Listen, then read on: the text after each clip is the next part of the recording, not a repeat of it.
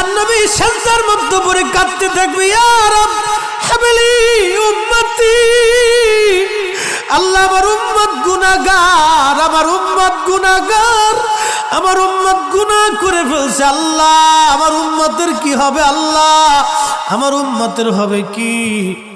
আল্লাহ পাক ডাক দিয়ে বলবেন, হাবিব আপনি আর সিজদায় পড়ে থাকবেন না, মাথা উঠান। আপনি কাঁদেন কেন? মেহেশর তো আপনার কান্নার জন্য না নবী, উঠেন, আপনি মাথা উঠান। আপনার জন্য আরশে মুআল্লার ডানে একটা কুরসি পেতে রাখছি, একটা চেয়ার পেতে রাখছি, একটা আসন রাখছি, আপনি নবী সেই আসনে বসবেন।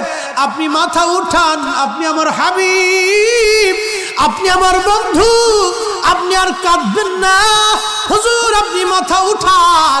আল্লাহর নবী তখন বলবে, ইয়া রব হাবলি উম্মতি, আল্লাহ আমার উম্মত গুনাহ করছে। আল্লাহ ডাক দিবে, হাবিব আপনি মাথা উঠান, আপনি সর্বপ্রথম হামদের পতাকা উড়াবেন, আপনি সুপারিশের পতাকা উড়াবেন, আপনি যাকে খুশি তাকে নিয়ে জান্নাতে চলে যান। একবার জোরে বলা যাবে কি সুবহানাল্লাহ? নবী আমার ডেকে বললেন, আয়েশা রে, মানুষের জীবনের কঠিন সময় যখন তার মৃত্যুর সময় এসে যায়, কঠিন মৃত্যুর দূত আসে, যখন গুনাহগার ব্যক্তি, যখন নাফরমান ব্যক্তির কাছে মৃত্যুর দূত আজরাইল আলাইহিস সালাম আসে, বিকট চেহারা নিয়ে আসে, দুর্গন্ধময় পোশাকগুলি নিয়ে আসে, দুর্গন্ধময় পোশাকগুলি নিয়ে আসে, বান্দাকে ধরতে আসে।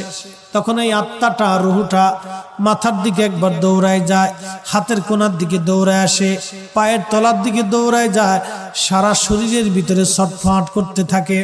তখন এই মৃত্যুর যন্ত্রণা বাড়তে থাকে, এত কঠিন যন্ত্রণা তার হয়।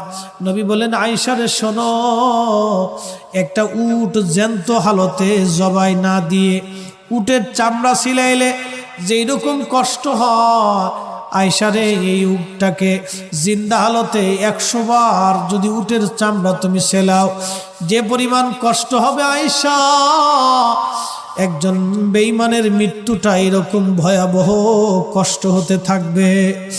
আয়েশা রে তুমি কি জানো ইমানদারের মরণটা কেমন হবে?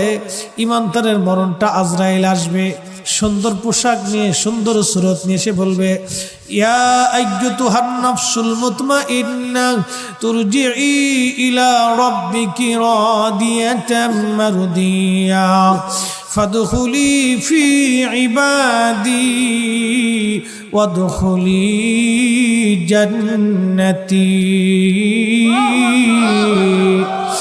ইয়া আইয়্যুতুহান নাফসুল মুতমাইন্নাহ, হে নফসে মুতমাইন্না তুমি আসো, ইরজিই ইলা রাব্বিকি রাদিয়াতাম মারদিয়া।